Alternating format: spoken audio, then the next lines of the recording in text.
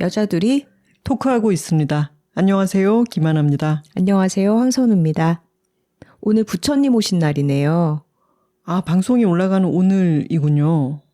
아니요. 녹음하고 있는 일요일 오늘입니다. 제가 달력을 잘 안 보고 살아가지고. 부처님이 휴일에 오셔서 내일 월요일이 대체 공휴일이 됐어요. 그래서 3일 연휴인 거예요.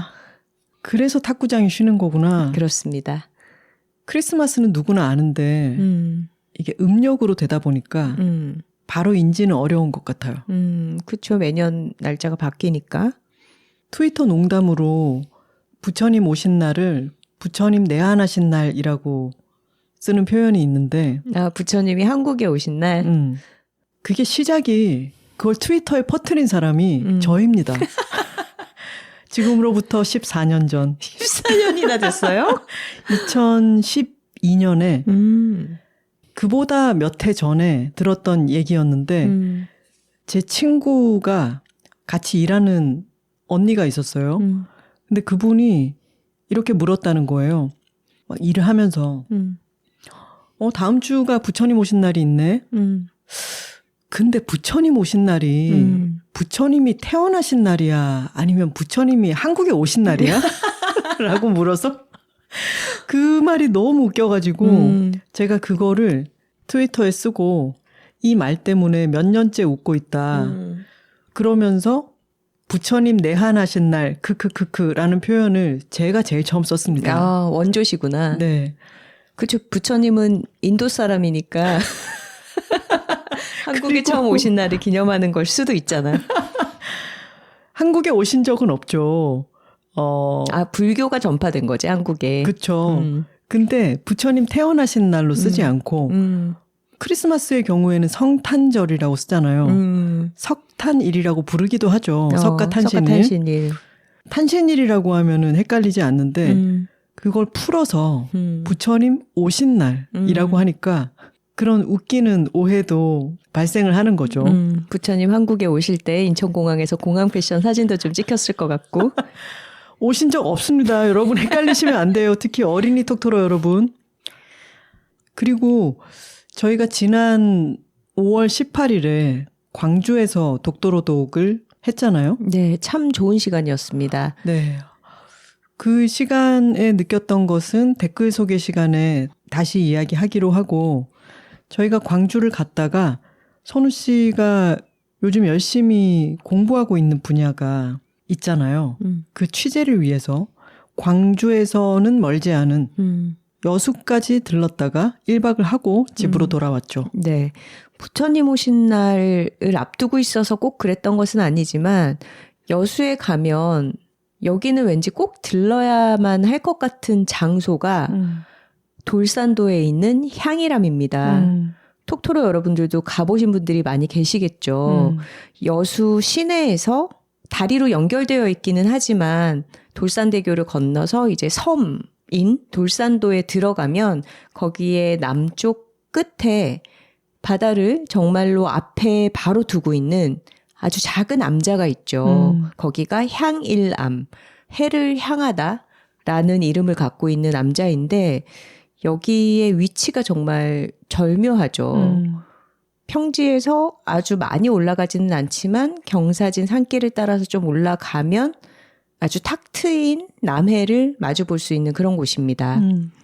그리고 선우 씨가 취재하려고 했던 대상은 그 돌산도가 우리나라에서 갓김치를 만드는 갓의 산지로 아주 유명한 곳이잖아요. 그 갓김치와 갓을 취재하러 간 곳이기도 했죠. 근데 재밌는 게 돌산도 안에서 가장 많은 관광객들이 모이는 곳이 바로 이 향일암이잖아요. 그래서 향일암으로 올라가는 길이 보통 우리가 어떤 절에 가는 길을 생각해 보면 그 길에 뭐 도토리묵 파는 집도 있고 막걸리 파는 집도 있고 약간 이렇게 띄엄띄엄 산길을 따라서 뭔가 가게들이 있다가 이제 절로 향해서 좀 조용한 숲길을 걷게 되는 그런 구조가 많은데 향이람 같은 경우에는 이 암자를 향해 가는 초입에 주차장 언저리의 가게들이 전국에서 가장 큰 갓김치 쇼케이스예요. 옛날에 여수에 제가 그 돌산 갓김치 축제를 할 때 갔던 적도 있거든요. 향이랑 바로 밑에서 묵었었어요. 그 축제 한가운데 있게 되는 거죠. 거기서 갓김치 시식을 워낙 많이 시켜주고 또 막걸리도 마실 수가 있기 때문에 친구들이랑 정말 즐거운 시간을 보냈었는데 그때 모든 곳에 갓이 넘쳐나는 거예요. 그리고 여수 시내 전체 식당 같은 데 가면은 갓을 옆에다가 다 막 엄청나게 쌓아둔 그런 광경을 많이 봐서 그때 그렇게 느꼈죠. 갓 이제 에브리웨어구나. 그야말로 그렇구나. 여수는 그렇습니다. 그리고 우리가 불교에서 왜 수행할 때 세 걸음 걷고 한 번 절하는 걸 삼보일배라고 하잖아요. 이 향이람 앞길에서는 거의 세 걸음마다 한 점씩 갓김치를 입에 넣어줘요. 맞아요. 삼보일 갓김치. 삼보일갓. 근데 주신다고 그거 하나하나 다 먹고 가다 보면은 엄청 맵고 짜죠. 맞아요. 속이 쓰려져요. 왜냐면 우리가 보통 밥이랑 김치를 먹어야 되는데 막걸리를 뭐 한 모금씩 마신다고는 해도 주시는 거를 기본적으로 굉장히 강렬한 맛이 응축되어 있는 이 짜고 매운맛의 결정체잖아요. 근데 이거를 넙죽넙죽 받아 먹다 보면 안 그래도 조갈나는데 산에 올라가다가 굉장한 갈증에 시달리게 되기 쉽습니다. 맞아요. 이번에 발견한 것은 물 갓김치였습니다. 저희가 5월 19일에 향이랑 갔을 때도 이미 굉장히 더웠잖아요. 지금 거의 최고 기온 막 30도가 되고 어느새 초여름인데 그 더운 와중에 경사진 산길을 향해서 이제 올라가는 초입에서 갓김치들을 시식하다 보니까 이 빨갛게 양념이 된 갓김치가 굉장히 좀 힘들더라고요. 매워서. 근데 그 와중에 갓 물김치가 약간 우리에게 한 줄기 빛처럼 다가와서 그나마 이게 시원하고 국물도 있고 갈증도 달래주고 그러니까 절에 올라가기 전에 이게 되게 좋더라고요. 그래서 내려오는 길에 저희는 주문을 하고 말았죠. 그 갓김치 골목에 아주 꽤 경사가 있죠. 그 경사를 따라서 올라가서 계단을 통과해서 이제 향이람의 본전으로 갔을 때 그 앞에 남해 바다가 쫙 펼쳐지잖아요. 그날은 선우 씨의 생일이기도 했습니다. 너무너무 날씨가 좋았고 그 향이람에서 바다를 보면서 그 전날에는 독도로독을 하고 그 다음날에는 갓김치 취재를 간 거였으니까 사실은 출장길에 생일을 맞은 거였는데 선우 씨가 참 너무 좋은 생일이다라고 얘기를 했었죠. 그 향이람을 다녀온 지 며칠이 지나지 않기도 했고 또 오늘 녹음하고 있는 날이 부처님 오신 날이기 때문에 이번 주제를 이렇게 정해봤습니다. 좋은 걸 좋다고 말하기 여둘톡 188화는 부처님 오신 날 맞이 절 특집입니다. 톡갈 한번 갈까요? 둘 톡토로 파워 나 근데 갑자기 생각나는 게 있어서 이야기를 하고 싶은데 네. 제가 초등학교 3학년 때 제 짝꿍인 남자애가 있었어요. 약간 단발머리 같은 바가지 머리를 한 이름이 김종진이었나? 그런 아이였는데 네.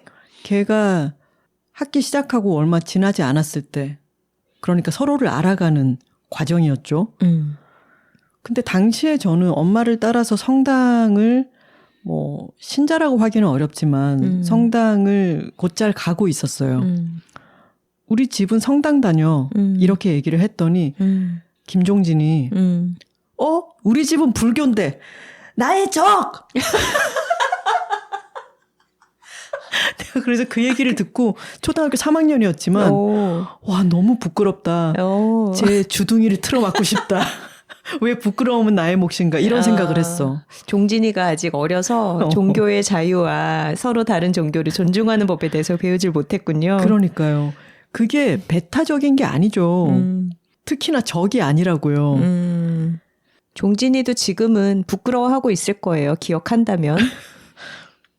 이 부처님 오신 날이 공휴일이 된 게 어떤 변호사님이 크리스마스는 공휴일인데 왜 부처님 오신 날은 공휴일이 아니냐. 이것은 명백한 종교 차별이다. 라고 국가를 상대로 행정소송을 해서 한 번 또 패소 판결이 났다가 다시 항소해서 1970년대인가 그랬죠?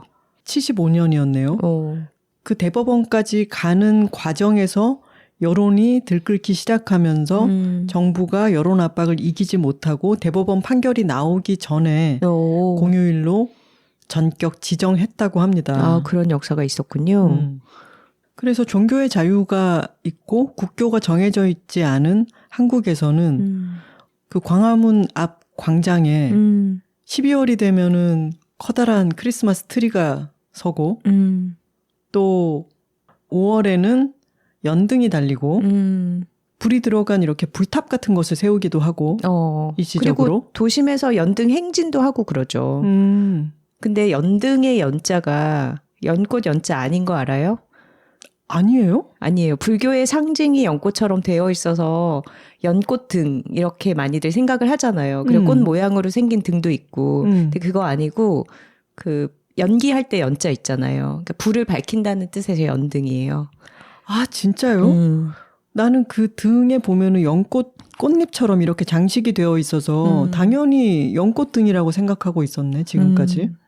생각해보니까 우리 작년에도 가을에 차 마시러 삼성동 갔다가 봉은사도 가서 산책했잖아요. 그쵸. 그때도 참 좋았죠. 맞아요. 절은 옛날에는 신라시대, 고려시대 이럴 때는 절들이 다 도시 안에 사람들 생활하는 곳 근처에도 많이 큰 절들이 있었다라고 하는데 점점 그런 곳들은 없어지고 또 조선시대에는 숭유억불 정책 때문에 국사 시간에 배운 거 다 나온다. 주입식 교육에 아직까지 기억하고 있네요. 많은 것들이 이제 사라지고 산속에 있는 오래된 절들은 남아있고 이렇게 변했지만 도심에 있는 절들도 뭐 성북동에 있는 길상사라든가 물론 길상사는 여러 사연이 있죠. 오래된 절은 아니고 요정인데 그쵸. 그 건물 전체를 이제 시주했다 그래야 되나? 그리고 봉은사도 코엑스 바로 옆에 있잖아요. 봉은사 조계사가 진짜 도심 속에 있는 절들인 것 같아요. 맞아요. 근데 그런 도심 속에 있는 큰 절들도 들어가서 보면은 그 옆에 있는 빌딩들과는 확연히 다른 어떤 자기장 같은 것을 가지고 있어서 한 바퀴 경내를 둘러보고 나오면 마음이 조금 달라지죠. 맞아요.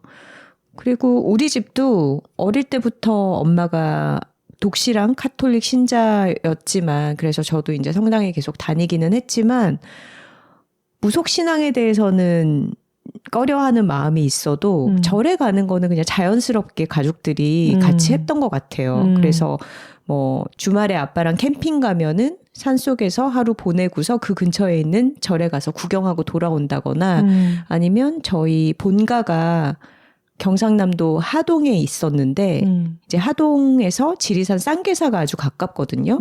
그래서 어릴 때 가족들이랑 같이 피서를 가는 계곡이 쌍계사 계곡이었어요. 쌍계사 이름도 양쪽으로 계곡이 흐른다. 그래서 아마 쌍계사일 거거든요. 그래서 어릴 때는 그냥 쌍계사 하면은 여름에 물놀이 가는 곳 이렇게 머릿속에 입력이 되어 있었죠. 그리고 앨범에 찾아보면은 거기서 뭐 마애불 옆에서 이렇게 사진 찍고 이런 것들이 남아있기도 하고 그리고 불국사도 우리 어릴 때 가족 여행 가고 수학여행 가고 그랬던 장소로 되게 친근했었네요. 불국사 하니까 또 떠오르는 게 어렸을 때 뭐 수학여행 가고 이랬을 때는 사실 기억에 많이 남아있지 않잖아요. 근데 제가 나이가 들어서 전국의 절들을 구경하러 많이 여행도 다니고 그럴 무렵에 불국사는 너무 대차리고 또 관광지다 보니까 호젓하게 여행을 다니는 느낌은 아니어서 좀 한동안 안 가다가 한 뭐 30대 후반쯤에 불국사를 갔어요. 근데 그날이 정말 희한했어요. 날이 맑았거든요. 근데 갑자기 먹구름이 몰려오면서 사위가 어둑하게 느껴지는 이상한 조도의 날 있잖아요. 그러더니만 갑자기 우박이 미친 듯이 떨어졌어. 누군가를 벌하는 우박이었을까? 이놈 이런 식의. 나는 근데 우박을 그렇게 길에서 맞아본 적이 평생 별로 없어요. 건물 안에 있을 때 아유 진짜 우박이 오네 이렇게 느꼈던 적은 있지만 그치, 흔하지 않지 우박을 경험할 기회가. 내가 막 맞은 거야. 되게 아파요. 그리고 우박 그 얼음 알갱이가 생각보다 크고 그래서 외국인 관광객들도 있었는데 너무 그 사람들이 놀란 거야. 그래서 우리 어렸을 때 왜 교과서에도 보면은 연화교, 칠보교 뭐 이런 이름이 붙어 있는 아름다운 계단이자 그 밑에는 아치로 이렇게 뚫려 있는 데가 있잖아요. 거기에 다 웅성웅성 그 아치 밑에 모여든 거야. 그러면서 날씨가 정말 희한하다라고 각국의 언어로 얘기하면서 그곳에서 떨어지는 우박들을 바라보고 있었어요. 근데 내가 거기를 들어갈 때 석가탑을 못 봤거든요. 왜냐하면 석가탑을 뭐 이렇게 씌워놓고 보수공사 같은 걸 하고 있었나? 거기 안에 있는 사리함을 꺼내는 그런 날이었던 거야. 아, 그럼 그날의 그 어떤 행사와 날씨가 연결된 거였을까? 인간이 그래서 뭐 이를테면 부정탄다라든가 하늘이 노하셨다라든가 이런 식의 이야기를 지어낼 수밖에 없는 그런 그야말로 상서롭지 않은 그런 분위기가 지금도 생생히 기억이 나요. 인상적이었겠네요. 저는 초등학교 때 불국사에 수학여행 갔을 때 다보탑을 처음으로 본 거예요. 다보탑은 우리에게 10원짜리에 그려져 있는 탑이잖아요. 그치. 근데 너무 큰 거야 이게. 내가 동전에서 봤던 그 형상이기는 한데 너무 거대해서 되게 놀랐던 기억이 나고 뭔가 어린 마음에도 불국사의 그 털을 잡은 어떤 가람 배치 형식이라든가 거기에 내가 이제 교과서에서 배우던 유물들 다보탑, 석가탑 이런 것들을 실제로 봤을 때 아, 여기는 기운이 굉장히 강한 곳이다. 그런 인상이 기억에 나요.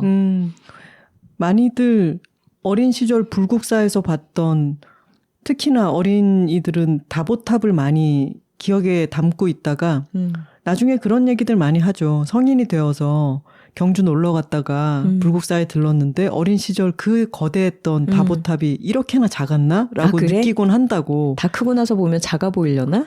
근데 저는 또 달랐던 게 그렇게 불국사처럼 웅장하고 화려한 절이 아닌 소박한 절들을 다니면서 그 스케일감에 제가 익숙해져 있다가 나중에 불국사를 보러 갔더니 와 진짜 크고 화려하구나. 다보탑은 어쩜 이렇게나 화려하고 석가탑은 어쩜 이렇게나 우아하고 아름다운가. 다시 한 번 더 역으로 그렇게 느끼게 되더라고요.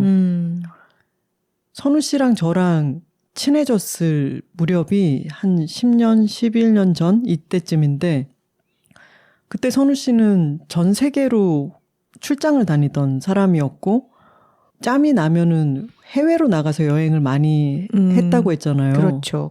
그래서 회사 생활을 할 때는 휴가가 일주일 이렇게 주어지면 최대한 좀 멀리 떠나는 여행들을 지향을 했었어서 오히려 국내에서는 안 가본 곳이 아주 많았던 거예요. 근데 하나 씨는 회사 그만두고 프리랜서 생활을 길게 했고 국내 여행의 경험이 다양하게 많았기 때문에 그때부터 이제 하나씩 따라서 여기저기 국내에 좋다는 곳들을 다녀보기 시작할 때였죠. 아, 선우 씨가 의외로 국내 여행을 별로 안 다녔구나 하면서 우리 둘이 같이 처음으로 갔던 절이 기억나요? 청량산 청량사. 맞습니다. 청량한 이름. 그게 영주 쪽에 있었나요? 경북? 영주, 봉화 그쪽에 있는데 농암종택이라고 제가 참 좋아하는 곳에 1박을 하러 가면서 청량사를 들른 거죠. 그래서 그때 생각보다 그 산길의 경사가 맞아요. 심했던 기억이 나요. 그러니까 올라가야 되는 진입로가 길진 않은데 굉장히 좀 깎아지른 경사여서 천국의 계단 오르듯이 그렇게 올라갔던 기억이 나네요. 그리고 절밥이 정말 맛있었습니다. 맞아요. 저는 예전에 청량사에서 절밥을 너무 맛있게 먹었던 기억이 있기 때문에 절밥을 먹고 가자. 선우 씨한테 그렇게 얘기를 했는데 그 사이에 여러 시스템이 바뀌어서 예약을 하지 않으면 안 된다. 제가 제일 처음 갔을 때는 누구나 오면은 그냥 밥을 줬었거든요. 대신에 남기지 말아라 해서 끝까지 먹고 그때 수박을 한 조각을 디저트로 줬는데 그것까지 끝까지 먹어야 되는. 아, 그러면 초록색 부분까지? 아, 그건 아니지만 되도록 다 남김없이 먹어라. 대신에 무료로 누구나 오면 밥을 준다.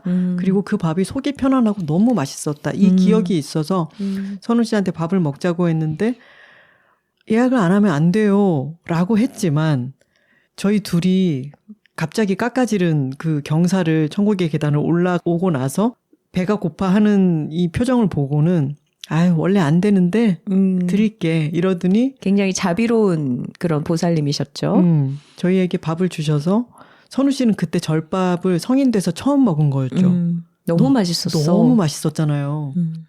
그 청량사 아직도 여긴 좋은 곳이다. 밥으로 기억하고 있어? 그렇게 기억하고 있어요. 요즘 유행하고 있고 저희도 배우러 갔던 적이 있는 사찰 음식에 대한 첫 경험이었던 거죠. 근데 그렇게 도심에서부터 좀 먼 곳으로 떠나서 거기서 숲길이나 산길을 걸어 올라가서 현대적 건축물과는 완전히 다른 절집 안을 이렇게 둘러보고 나서 먹는 밥은 더 맛있죠. 그리고 절마다 대부분의 절이 이제 산속에 있다 보니까 뭐 요즘은 다 차를 타고 근처까지 들어갈 수 있도록 도로가 뚫려 있기는 해도 그 절 근처까지 차에서 내려서 걸어가는 그 진입로의 인상이 절에 들렀던 그 방문 경험과 연결되어서 굉장히 기억을 깊게 생생하게 남겨주는 것 같아요. 맞아요. 제가 또 기억에 남는 그 절 입구 중에 떠오르는 곳이 친구들이랑 원주의 무슨 절?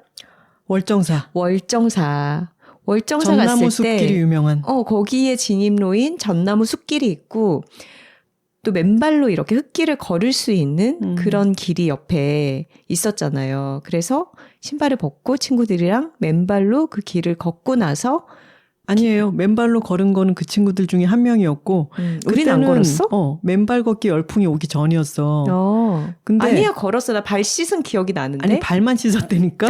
왜냐면 그 친구만 걷고 우리는 신발 신고 걷고 나서 그 앞에 이제 발 씻는 데가 있었잖아요. 그래서 걷고 돌아와서 그 친구가 발을 씻어야 되니까 우리도 같이 씻은 신발과 거야? 양말을 벗고 발을 씻고 나서 생각보다 물이 차서 한번 깜짝 놀라고 몇 초 지나니까 바로 적응이 돼서 또 신기했고 너무 상쾌했어. 그 발을 씻은 경험이. 그 다음에 얘기를 좀 나누면서 발을 말리고 또 손수건으로 발도 좀 닦고 이러고 나서 다시 양말 신고 신발 신고 딱 일어섰는데 넷이서 서로 마주봤잖아요. 몸이 너무 가벼워서 나중에 제가 그 경험이 너무 신기했어가지고 찾아봤더니 찬물로 발을 아주 차가운 물로 발을 씻으면 피로 물질이 젖산 같은 게 빨리 분해가 된대요.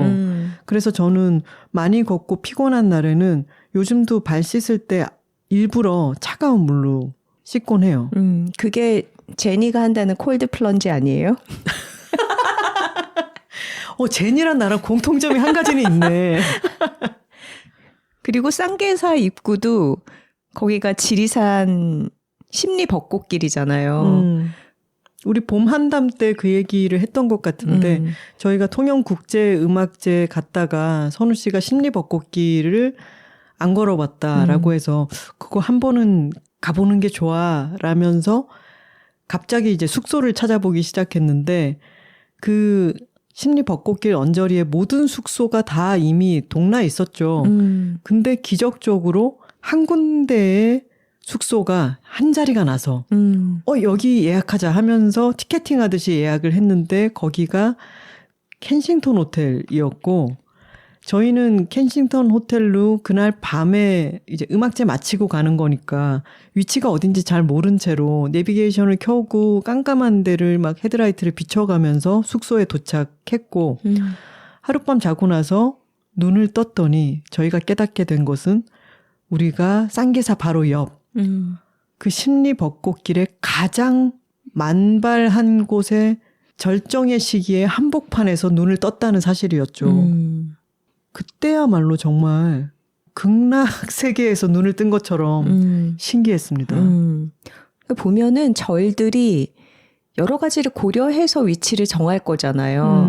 근데 그랬을 때 절 뒤로 펼쳐진 산의 지형이라든가 아니면 사람들이 어떻게 찾아올 것인지 그 마을에서부터 산길의 모양이라든가 이런 것들을 다 고려해서 위치를 정할 텐데 근데 그랬을 때 우리나라의 산속에 나무나 꽃들이 각 절마다 그 위치와 결합해서 개성을 부여하는 것 같아요. 또 선운사가 유명한 게 저는 선운사에 안 가봤지만 거기는 동백이 유명하다라는 거를 너무 잘 알고 있잖아요. 시라든가 노래를 통해서 접했기 때문에 선운사에 동백철에 보러 가는 사람들도 아주 많이 있고. 제가 또 이 이야기를 꺼내게 되나요? 저는 마음이 많이 복잡하고 힘들 때 절을 잘 찾아가곤 했었는데 그 시작이 된 것이 선운사입니다. 아주 오래전 일이죠. 선운사는 고창에 있죠, 전북. 네. 20년쯤 전에 제가 대박 실현을 하고 마음이 너무 힘들어가지고 당시에 무슨 학원을 가는 길이었는데. 학원? 무슨 학원에 다녔어요? 모르겠어요. 토익 학원이나 이런 걸 수도 있고 뭔가 학원을 가는 길에 아무 준비도 하지 않았지만 너무 눈물이 나고 힘들어서 갑자기 혼자? 신화 노래에서 봤던 그 동백나무 숲이 있는 선운사를 가야겠다라고 생각한 거예요. 선운사에 가본 적이 있나요? 이 노래는 한 어느 세대까지 알까? 우리 세대도 잘 몰라 사실. 그러니까. 나는 우리 엄마가 송창식 팬이어서 아는 거지. 우리 엄마 세대까지 정도는 알겠죠. 선운사인가요, 제목이? 그럴걸요? 맞네요. 그 가사에도 동백꽃을 보신 적이 있나요? 라는 부분이 있는데 동백꽃은 꽃잎이 하나하나 떨어지는 게 아니라 그 송이 전체가 툭 하고 떨어지잖아요. 사람들이 이제 목련과도 비교를 많이 하는데 목련은 피어 있을 때는 너무나 우아하고 아름답지만 그 목련의 흰 꽃잎이 바닥에 떨어지면 사람들이 밟고 지나가고 이러면서 색이 변하고 좀 보기가 안 좋아지잖아요. 근데 동백꽃은 그 빨간 송이가 전체가 툭 마치 목이 떨어지듯이 떨어져서 바닥에서도 그 아름다움을 유지하기 때문에 비교해서들 얘기를 하죠. 노래 가사에서는 눈물처럼 후두둑 지는 꽃이다. 이렇게 노래를 하고요. 제가 그래서 1박을 할 채비도 하지 않은 채 충동적으로 선운사로 떠난 것입니다. 와, 진짜 피해 끝판왕이네요. 근데 그 학원이 뭐였는지 모르겠지만 오전 시간에 집을 나서기는 했죠. 하지만 서울에서부터 고창까지는 머니까 제가 도착했을 때 이미 좀 서둘러서 절에 가도 시간이 그렇게 많지는 않은 그런 때 도착을 한 거예요. 다음날 아침에 가야 되나 그러면? 그때 도착을 했을 때가 해는 아직 지기 전이었지만 무슨 동백 모텔인지 호텔인지 그런 숙소에다가 짐을 갖다 넣어놓고 절 바로 밑이었어요. 제가 이제 절로 올라가니까 대부분의 사람들이 절에서부터 나오고 있는 시간이었고 저는 엇갈려서 절에 들어가서 경내를 이렇게 혼자서 둘러보는데 그 동백나무들을 보게 됐죠. 그때가 계절이 동백꽃들이 많이 떨어지고 아직 붙어있는 것들도 있지만 떨어진 것들이 더 많은 때였어요. 그럼 봄이었겠네.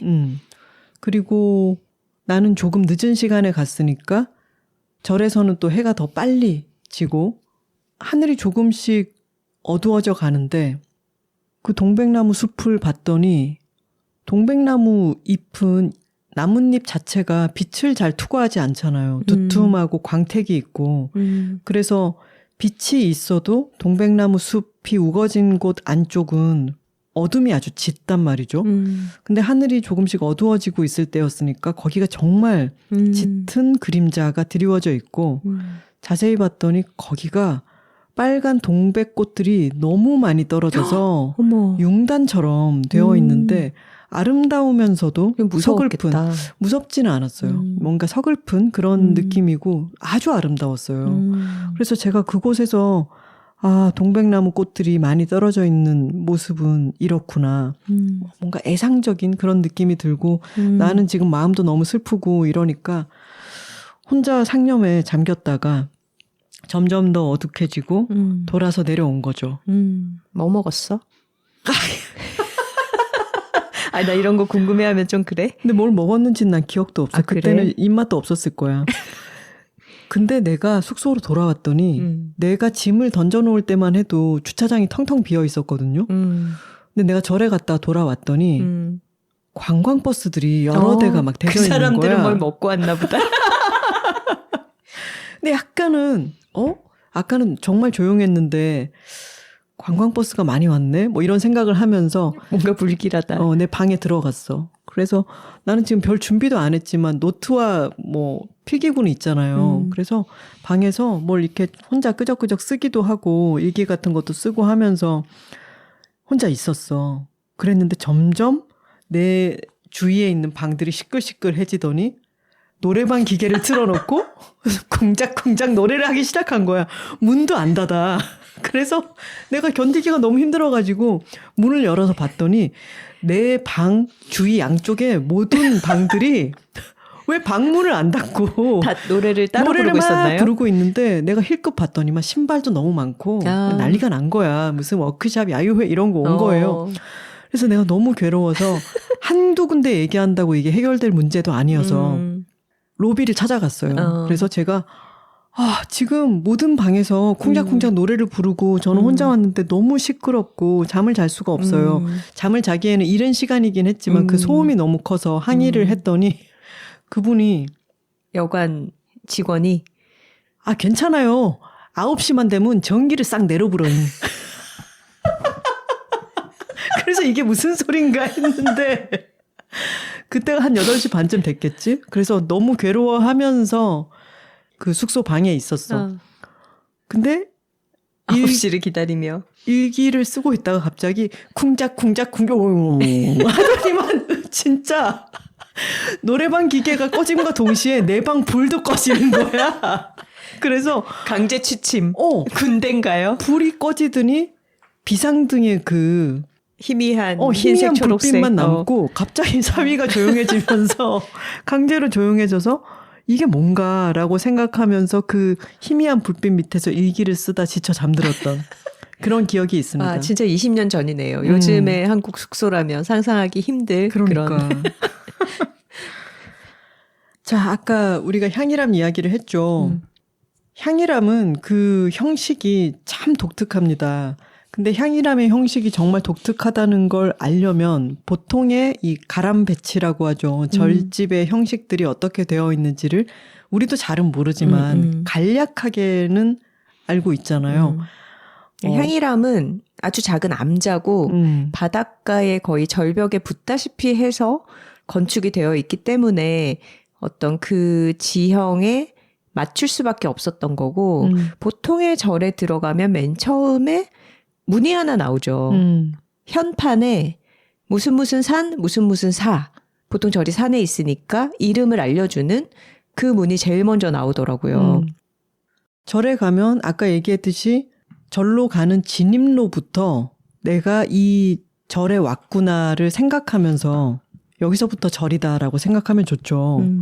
진입로를 걸어가면서 나무와 풀들을 보면서 도시와는 좀 다른 느낌으로 마음이 조금씩 차분해지고 안정되고 좀 걸었나 싶을 때 여기서부터 이제는 절 권역이야 라고 하는 것을 알려주는 곳이 매표소 말고 일주문이라는 게 있습니다.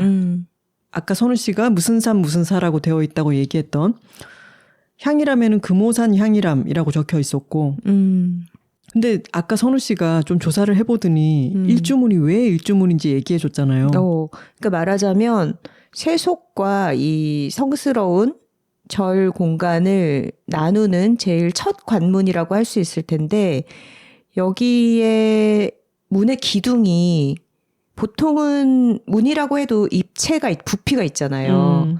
그러니까 기둥이 4개가 되어 있어서 문 안에 공간이 있고 그 안에 뭐 사천왕상이라든가 이런 것들이 있게 마련인데 일주문은 보통 그 공간이 없는 거예요. 그냥 문만 있는 거야. 그래서 기둥 2개가 일자로 배치가 되어 있다 해서 일주문이라고 부른다고 하더라고요. 그래서 저는 일주문이라고 하는 이름은 알고 있었고 절에 가면 그곳을 통과할 때마다 자, 이제부터 다른 세상이다. 이렇게 생각하기를 좋아하는데 그 느낌이 그 부피가 없기 때문에 더 장막 같잖아요. 맞아요. 그러니까 정말 한 겹을 통과하는 건데 맞아. 이제 다른 세계가 열린다라는 그런 의미? 딱 경계 같은 느낌? 그게 그 납작한 일주문을 경계로 그런 구분짓기가 발생을 하고 그래서 거기서부터는 속이 아닌 성스러운 곳으로 발을 들여놓게 되는 거죠. 그리고 절 안에 들어갔을 때 절과 궁은 또 형식이 좀 비슷한 게 많은데 경복궁에 가도 금천이라고 하는 물이 흐르고 그 다리를 건너서 들어가게 되어 있는데 광화문 지나서 금천교를 지나서 들어간단 말이죠. 절에서도 물이 흐르고 그 물을 건너가게 형식적으로든 아니면 실제로든 그렇게 해둔 곳이 많죠. 그것도 물을 지나면서 나를 한 번 더 씻어내는 그리고 물을 건너서 다른 세계로 들어가는 그런 형식을 가지고 있죠. 일주문을 통과해서 천왕문이라고 하는 게 나옵니다. 천왕문 또는 뭐 금강문 다른 문 이름을 가지고 있을 수도 있는데 아까 일주문은 얇은 경계 같은 일자로 서 있는 문이었다면은 천왕문은 어렸을 때 우리가 절에 소풍을 가면 가장 인상적으로 보게 되는 곳이죠. 사천왕상들이 있는. 그렇죠. 화려하게 칠해져 있고 나무로 조각되어 있는데 커다란 칼을 갖고 있기도 하고 눈을 막 부라리고 있는 무시무시한 그런 천왕상들이 있는 문이죠. 보통 사찰 구조가 문이 3개인 경우가 많다고 해요. 처음에 아까 얘기했던 것처럼 뭐 가야산 해인사 이런 거 써 있는 일주문.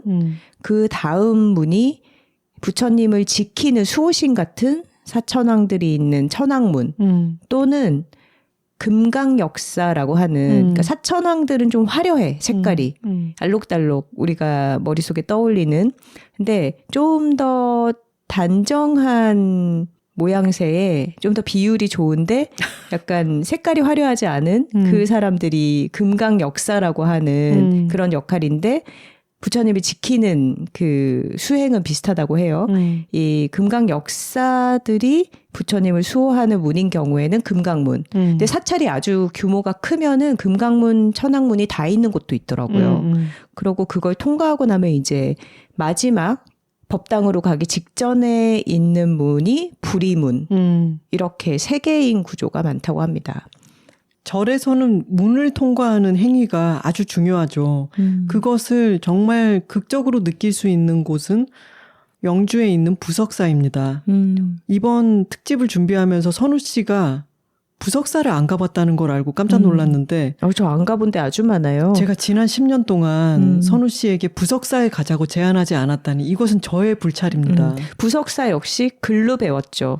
부석사 무량수전 배을림 기둥에 기대서서 최순우 선생의 부석사는 그 문을 통과해서 들어갈 때마다 교향곡을 생각해 보면은 뭐 일주제가 있고 주제 제시부가 있고 재연부가 있고 뭐 이런 식의 형식이 있잖아요. 그런 것처럼 그 문을 통과할 때마다 이 주제가 제시되고 또 다른 주제가 제시되고 또는 그 주제를 다르게 변용하고 이런 게 그 문을 통과할 때마다 느껴지고 또 부석사는 경사를 따라서 무량수전을 향해서 올라가게 되어 있거든요. 근데 그러면서 범종이 있는 누각 아래쪽을 통과해서 계단으로 걸어 올라가면서 무량수전 앞에 있는 석등이 한 서너 개의 계단을 걸어 올라갈 때 석등이 점점 착시현상처럼 옮겨가는 듯이 느껴지면서 씬이 내 걸음걸음마다 바뀌어요. 그래서 무량수전 앞에 도착했을 때 그 유명한 책 제목처럼 그 책도 제가 너무 좋아합니다. 그 배을림 기둥 앞에 서가지고 딱 돌아보면 눈앞에 절 앞마당이 산맥이 소백산맥이 첩첩이 저 운무에 가리워진 데까지 드넓게 펼쳐져요. 그게 너무너무 놀라운 광경이죠. 나의 문화유산 답사기에 보면 유홍준 지금 국립중앙박물관장의 책에 보면 그 소백산맥에 대해서 묘사를 하면서 우리나라의 산은 소백산맥이 아니었나? 근데 우리나라의 산은 높은 게 아니라 깊다라는 맞아요. 표현을 쓰잖아요. 딥 마운틴이라고 하면서 정말 그 산 뒤에 또 산이 있고 산이 있으면서 그 원근감과 농담이 만들어내는 그 깊이감 그런 게 정말 느껴지는 풍경이죠. 그래서 절에 들어갈 때는 내가 숲길을 지나서 일주문을 통과했다. 그 다음에 천왕문을 통과했다. 또 부리문을 통과했다. 라고 하는 것을 계속 느끼면서 걸어 들어가는 것이 좋죠. 향일암의 경우에는 그 지형 지물을 활용해서 문의 역할을 거대한 두 바위 틈으로 지나가는 것으로 만들어 두었죠. 그게 아주 독특한 지점이죠. 맞아요. 그 바위 사이로 한 사람이 간신히 지나갈 만한 통로가 있고 그리고 맞은편에서 만약에 누군가가 온다면 서로 좀 피해줘야 되는 그곳을 통과하면서 그 바위 틈을 통해 암자로 갈 때 내가 정말 속세를 좀 떠나오는 그런 감정을 느끼게 되죠. 그래서 절을 여러 곳을 다니다 보면은 여기는 이런 점이 독특하구나. 이 절의 분위기는 또 이렇게 다르구나. 이 절에서 오랫동안 자란 나무들은 또 이런 분위기를 들이우고 있구나. 이런 것을 점차 알아가게 되죠. 요즘은 뭔가 시설을 현대화하고 뭐 부지를 더 넓히고 도로를 닦는 그런 절들이 많기는 하지만 어쨌거나 옛 모습을 간직한 절들에 갔을 때 우리가 어떤 한국적인 아름다움, 고전 미술, 유물 같은 것을 바라보는 안목 같은 것을 키울 수 있는 장소가 이 절인 것 같아요. 어릴 때부터 우리가 절에 가서 법당의 건물을 바라보고 탑을 보고 거기에 석등이나 부도 같은 것을 보고 자라면서 어떤 게 전통의 아름다움인가? 이런 거를 민간 단위에서는 접할 수 없는 것을 이 종교 시설에 가서 많이들 보고 익히게 되잖아요. 근데 그렇기 때문에 한국 사람들에게 절이라는 장소는 어떤 자기 신앙과는 좀 별개로 미학적인 공간이기도 하고 맞습니다. 정서적인, 문화적인 그런 공간으로서 의미가 있지 않나? 그렇죠. 네, 싶네요. 건축적으로도 참 독특한 경험을 하게 하는 곳이고 그 경내를 찬찬히 걷는 것만으로도 정말 총체적인 경험이 되죠. 그렇게 여러 개의 문을 통과하고 나면은 본전이라고 할 수 있는 어떤 곳이 나오는데 많은 경우에는 대웅전이죠. 거기가. 대웅은 부처님을 모신 곳일 때 대웅전이라고 씁니다. 그러니까 일단은 전자가 붙었다라는 거는 큰 건물이다라는 거고 상대적으로 더 작은 건물은 각이라고 부른다고 하고요. 그리고 위에 건물이 있는데 밑에는 기둥으로 뚫려 있는 그런 곳을 루라고 부르죠. 근데 대웅전은 거기에 모시고 있는 이제 불상이 석가모니 불인 경우에 석가모니를 모신 곳은 대웅전이라고 부르고 관음보살을 모시면 관음전, 아미타불을 모시면 극락전, 그리고 비로자나불을 모시면 비로전 이런 식으로 나눠진다고 하네요. 그리고 저 잘 몰랐는데 이번에 찾아보면서 알게 된 게 왜 절에 가서 대웅전 보고 또 뒤쪽에 뭐가 있나 싶어서 돌아갔을 때 좀 더 높은 위쪽으로 삼성각 또는 삼신전, 칠성각 이런 게 있는 때들이 있잖아요. 근데 그런 곳들은 묘하게 좀 규모가 작고 가서 이렇게 좀 치성 드리는 곳 같은 그런 느낌을 갖고 있잖아요. 알고 보니까 이게 불교가 우리나라에 전파가 되고 나서 우리나라에 있던 토착신앙, 민간신앙, 삼신할미한테 빌고 하는 여러 가지 그런 민간신앙을 흡수해서 만들어진 게 그런 각들이라고 합니다. 선우 씨. 네. 우리 다음 달에 서울국제도서전에 또 행사가 있기도 하지만 도서전만큼 인기가 많고 화제가 되고 힙한 그런 박람회 중에 하나가 불교 박람회? 불교 박람회죠. 그렇죠. 특히나 MZ세대들이 그렇게 불교 박람회에 많이 몰린다고 하는데 그 이유는 뭘까요? MZ세대뿐 아니라 현대인들이 번뇌가 많고 고통에 시달리기 때문이 아닐까요? 중생들이 많이 힘들어서 이제 부처님의 자비를 찾아가는 게 아닐까. 여러 가지 불교가 21세기의 가치와 잘 맞는 부분들이 있죠. 맞아요. 친환경적이고 민주적이고. 맞아. 또 사찰 음식은 채식이잖아요. 그리고 불교는 배타적이지가 않죠. 열려 있죠. 어떤 종교는 그 종교를 믿지 않으면은 지옥으로 떨어진다라고 이야기를 하는 반면 불교의 경우에는 당신이 하는 것에 따라서 당신도 부처가 될 수 있다. 모두가 부처나 보살이 될 수 있다라고 이야기하는 종교죠. 그렇게 배타적이기보다는 훨씬 열린 포용성을 가지고 있고 그리고 국적이나 여러 정체성이나 다양한 모든 것들에 불교는 다 열려 있다고 이야기를 하죠. 그리고 다음 달에 부산에서 6월 12일, 13일 이때 BTS가 엄청 큰 콘서트를 한다는데 부산에 있는 범어사라든가 이런 절들에서 무료로 템플스테이를 개방하겠다? 이런 제안을 했다고 들었어요. 그게 왜냐면 너무 커다란 규모의 콘서트다 보니까 이제 숙박비가 숙소들이 되게 가격을 올린 거예요. 그래서 그걸 감당하기 힘든 BTS 팬들에게 절에 와서 자라 이렇게 숙소를 내어준다고 합니다. 이런 것도 굉장히 자비롭죠. 템플스테이도 이제 정보가 되게 온라인상에서 정보 교류가 많이 일어나서 어느 절에 가면은 고양이가 많대더라. 그런 여러 가지들이 있더라고요. 진짜 요즘 현대인들이 마음의 평화가 필요하고 굉장히 절실하고 어떤 정신적으로 건강하기가 되게 힘든 환경이잖아요. 근데 그런 속에서 이 불교적인 수행의 방식이라는 것이 라이프 스타일로서라도 되게 위안을 주고 안정을 주는 경우가 많은 것 같아요. 명상을 하고 참선을 하고 108배를 하고 이러는 수행 그리고 마음을 계속 닦아서 집착을 버리고 열반을 향해서 나아가자라는 게 누구나 부처가 될 수 있다. 그리고 자비를 갖자라는 게 사실 되게 필요하죠. 요즘에 우리들에게. 그래서 불교 박람회도 잘 되고 극락도락이다. 깨닫다. 뭐 이런 것들이 인기를 얻게 되는 게 아닐까요? 근데 생각해보면 우리가 일상 속에서 불교에서 유래했다라는 어떤 어휘들을 되게 자연스럽게 사용하고 있는 게 많아요. 아까 이제 열반 해탈 뭐 이런 것도 그거는 이제 불교 용어라는 걸 인지를 하면서도 그 의미를 사용을 많이 하잖아요, 우리가.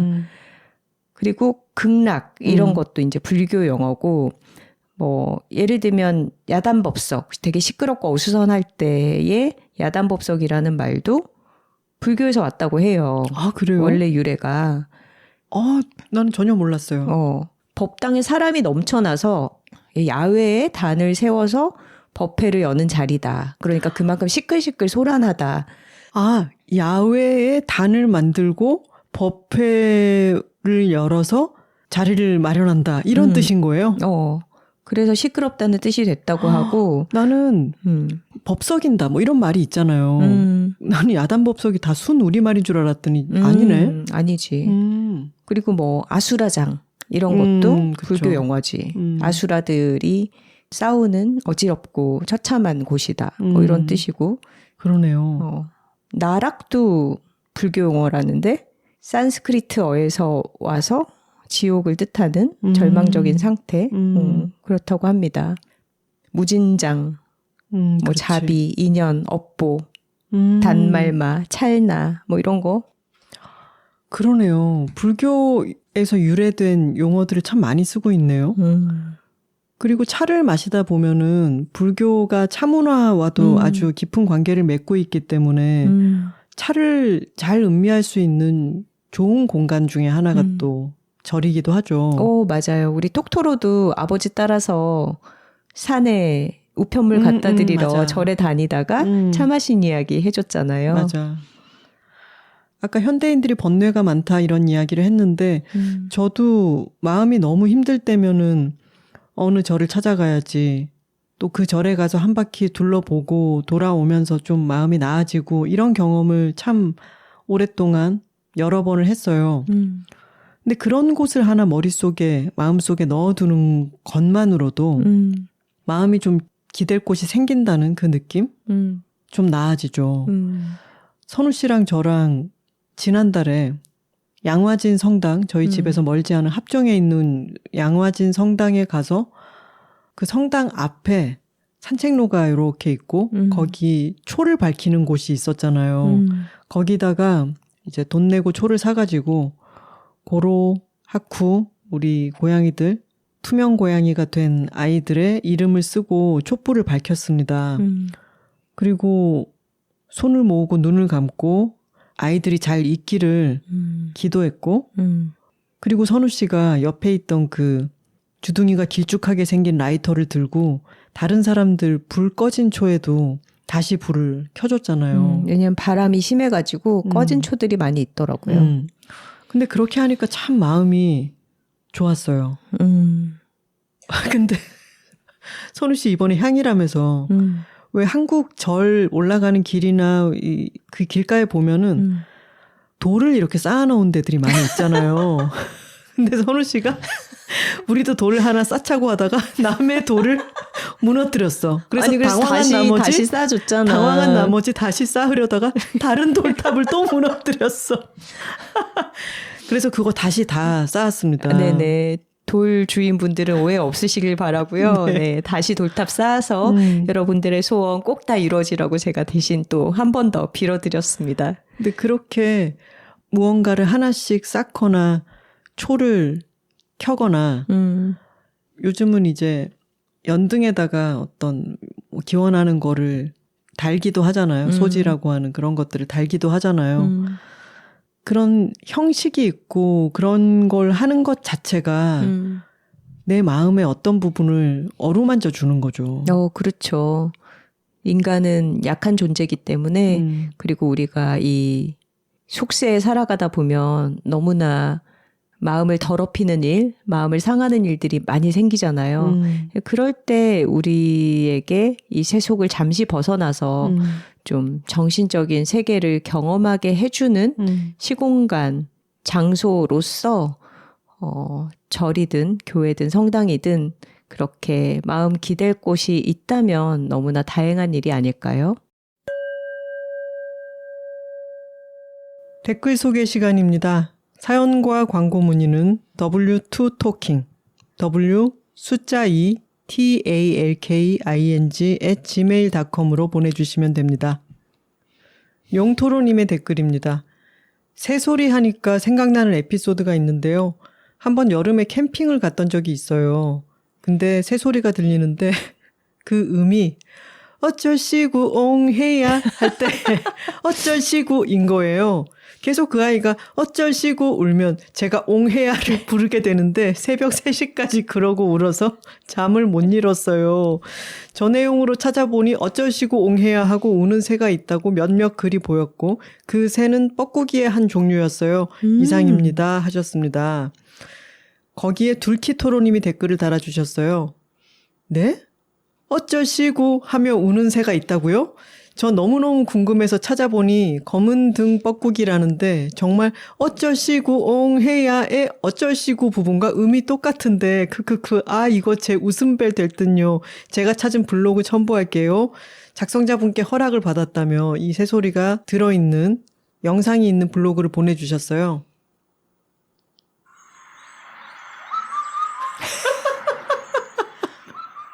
와, 어쩜 이렇게 똑같아요? 이거 불러봐요. 어쩔시구 옹해야 어쩔시구 옹해야 이러다가 새벽 3시까지 간 거예요. 사연 감사합니다. 그리고 저희가 여둘톡에서도 새소리를 몇 번 소개한 적이 있는데요. 여러 톡토로들이 중복되게 새 울음소리를 구분해주는 앱을 알려주셨어요. 멀린 버드 아이디라고 하는 앱이고 저희도 이 앱을 설치해서 이번에 여수 향이람 갔을 때 거기서 들리는 새소리를 인식시켜 봤더니 굉장히 정확도가 높게 어느새 울음소리다, 노랫소리다 이런 거를 알려주더라고요. 저도 톡토로님들 말씀을 듣고 깔아보려고 했는데 이게 저는 폰에 OS를 업데이트를 해야만 깔 수 있는 거라서 사용을 할 수가 없더라고요. 바실라님의 댓글입니다. 안녕하세요. 새소리 녹음해 주시는 것을 들을 때마다 댓글 남겨야지 하다가 잊어버렸는데 오늘 이야기가 나온 김에 잊지 않고 댓글 씁니다. 무려 150년 전에 새소리를 악보로 남기신 분이 계시다는 걸 아시나요? 도서관에서 우연히 보고 흥미롭게 읽은 책을 소개합니다. 시미언 피즈체니의 야생숲의 노트입니다. 새소리는 시대와 국가를 넘어서 인류에게 사랑입니다. 녹음해서 들려주시는 분들 모두 감사합니다. 그리고 선우하나 작가님 늘 잘 듣고 있어요. 감사합니다. 하셨네요. 놀랍게도 그 책이 저희 집에 있습니다. 그것도 제일 잘 보이는 곳에 꽂혀 있죠. 나무나 풀과 마찬가지로 새도 생김새나 울음소리를 알게 되면 더 잘 눈에 띄는 것 같아요. 가까운 절에 들러보실 분들은 새소리에도 귀를 한번 기울여 보시고 톡토로들이 알려주신 멀린 버드 아이디 앱 사용해서 노랫소리도 한번 식별을 해보시면 좋겠습니다. 이케아 톡토로님이 댓글 남겨주셨네요. 어떤 이들은 전쟁터에서도 꽃을 발견하는가 하면 어떤 이들은 멋진 아름다운 집에 앉아서 그곳을 전쟁터로 만듭니다. 망원동이 아름답고 사랑스러운 이유는 그곳이 정겹기도 하겠지만 작가님들이 그곳을 아름답게 살고 있기 때문이죠. 예전에는 몰랐어요. 좋은 곳으로 가면 많은 것들이 좋아질 거야 라는 막연한 바람만 했었어요. 이제는 내가 지금 살고 있는 이곳에서 나 자신을, 내가 사는 곳을, 여기서 보내는 시간을 가꾸고 잘 노력하며 살아야 나의 이곳이 아름다워지는구나. 이제야 좀 알게 되었네요. 오늘도 감사합니다. 그곳을 아름답게 만들고 계신 두 분께 경의를 표하며 이케아 드림. 감사합니다. 멜로디 오브 그레이스님께서 안녕하세요 작가님들. 이번 에피소드를 듣고 이것저것 얘기하고 싶어졌어요. 먼 곳에서 부모님 따라 이사 온 지 10년이 넘었는데 처음에는 이 지역이 낯설고 정이 안 가고 고향으로 돌아가고 싶다는 생각뿐이었는데 앞집 이웃분들과 교류가 많아져서 앞집 아주머니, 언니와 함께 주민센터에서 요가를 다닌 적도 있고 아빠들은 취미 생활을 같이 하시고 경조사에도 참석했답니다. 요즘 세상에 이런 이웃을 만난 게 감사하고 재밌더라고요. 이제는 독립해서 1인 가구로 살아가는 중인데 새로운 동네 구석구석 돌아다니며 적응 중입니다. 재미있고 따스운 에피소드 들려주셔서 감사합니다 하셨어요. 한솔음악학원님께서 댓글을 남겨주셨네요. 애플 팟캐스트, 스포티파이, 유튜브를 거쳐서 팟빵에서 듣고 있어요. 여두 레드로 6시즌스, 덕화명란, 고마워서 그래 그래놀라를 샀는데 유튜브나 지상파 광고보다 여둘 애드가 더 구매로 쉽게 이어지는 것 같아요. 더군다나 저에게 꼭 필요한 상품들을 알게 된 계기가 되어서 좋습니다. 고맙습니다. 생존 신고용 댓글이라고 하면서 이렇게 여둘애드 잘 이용하고 있다는 이야기 해주셨네요. 뿌듯하네요.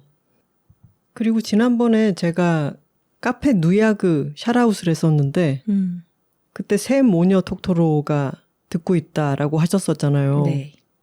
메일이 하나 왔습니다. 작가님들 안녕하세요. 제가 이렇게 메일을 보내게 되는 날이 올 줄은 정말 몰랐어요. 써놓고 보내려니 떨려서 자꾸 망설이게 되네요. 극 소심한 성격이지만 감사한 마음은 꼭꼭 전하고 싶어 인사드립니다. 카페에서 수줍게 메모를 전하고 그 사연이 오늘 소개된 새 모녀 톡토로의 모를 맡고 있는 욤토로입니다. 메일 보내려고 급 만든 이름이에요. 딸들이 저를 귀욤씨라고 부르거든요. 지난 겨울 새 모녀 양양 여행 때 큰딸이 톡권에서 듣기 시작했어요. 그 후 둘째 딸과의 제주 여행에서도 차만 타면 여둘톡을 들으며 다녔어요. 함께 산에도 가고 여행도 가고 러닝도 하고 맛집도 다니며 알콩달콩 재밌게 지내는 새 모녀예요. 적극적이고 인싸인 첫째 딸과 달리 수줍음 많은 둘째 딸이 김하나 작가님께 쪽지를 전달하는 용기를 냈다는 이야기를 듣고 놀랍고 얼마나 설렜을지, 아니 저도 가슴이 쿵쾅거렸어요. 사실 첫째가 둘째에게 용기 내보라고 했다더라고요. 종암동에서 시작한 작은 카페를 2년 만에 정리하고 망원동으로 가면서 작가님들 동네라며 만나고 싶다는 소망을 갖고 있었거든요.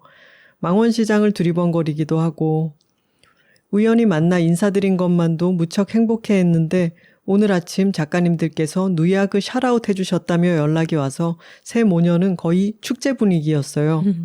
특히 5월 1일 첫 손님을 받기 시작한 누야그 카페를 운영하는 딸에게는 무척 큰 힘이 되었을 거예요.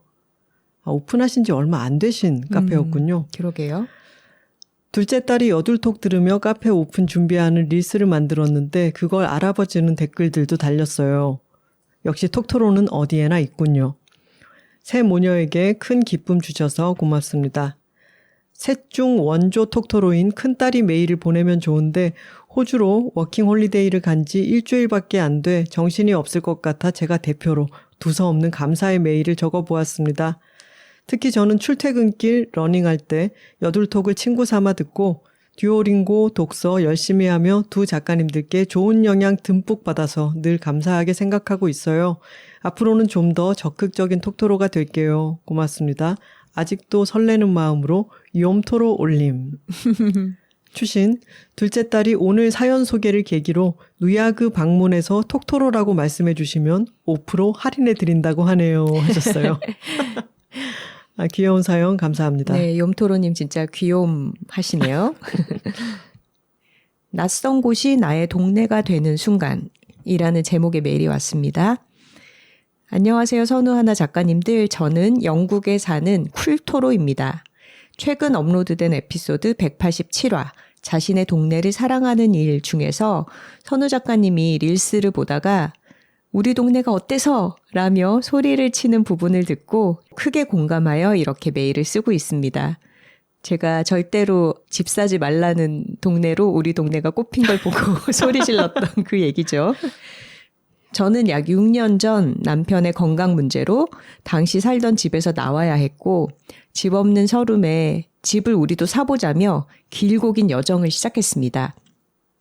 배경을 설명드리자면 영국은 집을 사는 과정이 모든 것이 잘 풀려도 약 6개월 정도 걸린답니다. 아, 그렇구나. 진짜 오래 걸리네요.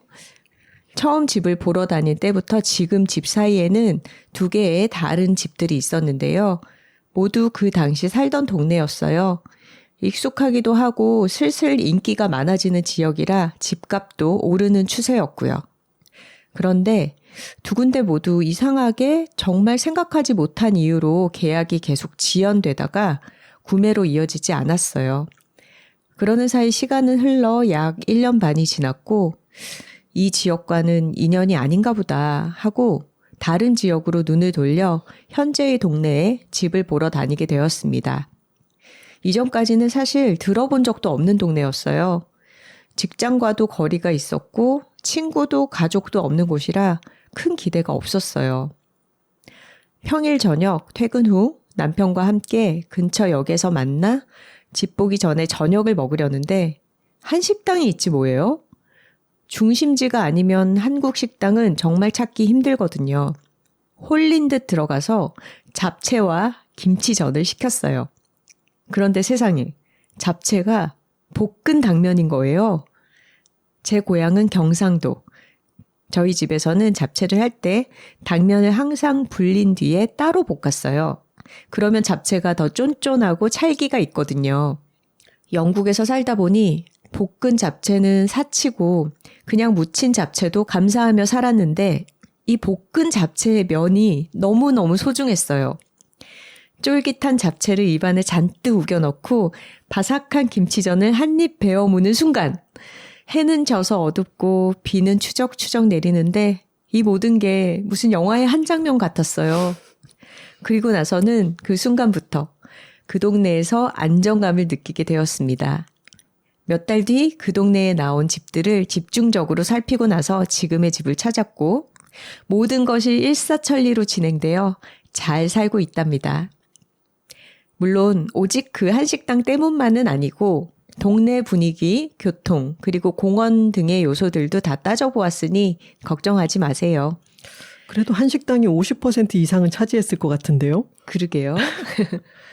사실 지금 사는 지역이 집값이 크게 오를 것 같지도 않고 인기가 많은 지역도 아니어서 금전적으로 본다면 단기적으로는 큰 이득은 없을 것 같아요. 하지만 이 동네로 이사를 온 뒤 남편의 건강도 훨씬 좋아졌고 일도 잘 풀리고 있어 만족합니다. 정말 모든 일들이 안 되려면 안 되고 잘 되려면 잘 되는 것 같이 집도 동네도 기운이 잘 맞아야 하는 것 같아요. 결국 그 속에서 삶을 사는 건 나 자신이고 그 물리적 환경은 미래의 저를 형성하는 데 큰 영향을 미치잖아요. 말이 장황하네요. 선우하나 작가님들께 제 뜻이 잘 전달되었길 바라며 이상입니다. 추신. 그 한식당은 셰프가 바뀐 건지 더 이상 잡채를 볶지 않고 못 치시는 듯 합니다만 얼마 전 새로 오픈한 말레이시안 식당이 저희 최애가 되어서 괜찮습니다. 쿨토로 드림. 저는 잡채에 당면을 미리 볶는 것에 대해서 지금까지 한 번도 생각을 안 해봤다가 이 메일을 읽고서야 생각을 해봤어요.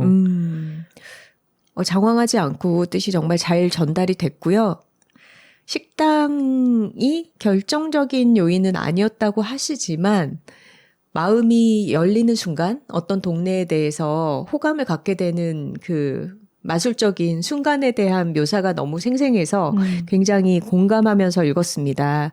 그리고 진짜 자기에게 잘 맞는 기운의 동네, 자기 마음이 편하고 스스로 좋아할 수 있는 동네에 사는 게 어떤 경제적인 투자 가치 이상으로 자기 삶을 잘 풀리게 해준다는 거, 이것 또한 굉장히 공감했습니다.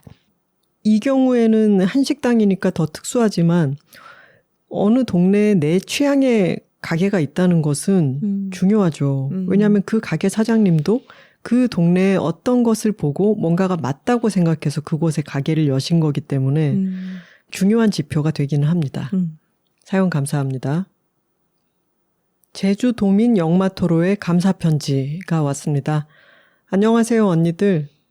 언니들이라는 호칭이 조금은 낯설 만큼 여둘톡을 알게 된 지 한 달도 안 된 신입 톡토로입니다. 아유, 환영합니다. 짧은 시간이지만 누구보다 여며들어 버렸음을 확신하며 고마움을 표현하고 싶어 나데라 정신으로 메일을 보내봅니다. 참, 저는 3년간의 서울 파견, 4년간의 팀 해외살이를 마치고 고향인 제주로 돌아왔으니 영마토로라고 불러주세요. 제주 근무는 많은 분들이 제주도 한 달 살이, 노후 생활을 꿈꾸듯 좋은 점도 있고 현실적으로 어려운 점도 있어요. 저에겐 출퇴근 왕복 80km가 어려운 일 중에 하나입니다. 한라산을 넘어다니는 출퇴근길은 쉽지 않지만 덕분에 여둘톡을 만났고 아직 들을 회차가 많이 남았다는 게 힘이 됩니다. 와, 제주도가 진짜 넓죠. 집과 직장이 거리가 있으신가 봐요. 모든 에피소드에 공감이 되어 나누고 싶은 이야기 보따리가 많아요. 그 중에서 최신 회차인 자신의 동네를 사랑하는 일은 때마침 오랜만에 돌아온 제주 동네를 산책하며 들었기 때문에 이렇게 메일을 보낼 명분을 만들어 주었어요. 사라져가는 식당, 카페 이야기를 들려주셨을 때는 저 역시 폐업, 정보 없음인 아지트 맛집들이 떠올랐고 그럼에도 고등학생 때 수학학원 가며 지나갔던 덩굴장미가 아직도 그 자리에 있음에 왜인지 고맙기도 했지요. 한국에서 꽃이 피고 지고 새순이 돋고 낙엽이 떨어지는 지난 4년 동안 저는 여름만 16개월 동남아 파견 생활을 했습니다. 그래서인지 호주의 빡센 검역으로 라면 21봉을 못 받으셨다는 코카토로님 사연을 들을 땐 운전 중이었는데 눈물이 눈앞을 가리더라고요. 해외 생활은 참 다양한 이유로 힘들게 해요. 저는 그 중에서도 외로움이 힘들었습니다. 혼자 잘 노는 취미 왕 스타일이지만 친구들이 있는데 안 노는 거랑 친구가 없어서 못 노는 거랑은 정말 다르더라고요. 그렇지만 저는 제주의 바람이 강하게 키운 여성이지 않습니까? 살 궁리를 찾던 중 해외 생활 선배에게 조언을 듣고 직장인 미혼 여성 모임 커뮤니티를 만들었습니다. 혼자 오픈 채팅방을 지키던 6개월 이후에 한 명이 들어오고 또 몇 개월이 지나 한 명이 들어와 3명이 되니 3회 법칙 때문인지 2년 후에는 30여 명 되는 여성 모임이 되었습니다. 우와. 고독한 해외 생활에서 일상, 취미, 여행을 나눌 수 있는 신원 보장된 사람들이 있다는 게 어찌나 든든하고 안전하든지요. 제가 해외 생활을 마치고 한국으로 돌아갈 때가 되니 그 친구들, 언니, 동생들이 저에게 가장 많이 했던 말이 고맙다는 말이었습니다. 이 모임을 만들어줘서 고맙다고요. 사실 저도 그들에게 고마운 마음뿐입니다. 제가 떠난 그 나라에서도 네트워킹을 이어가고 오히려 더 넓혀가고 있는 친구들의 소식을 들을 땐 어쩌면 30대에 제가 가장 잘한 일 탑3에 들지 않을까 하는 자만도 들었답니다.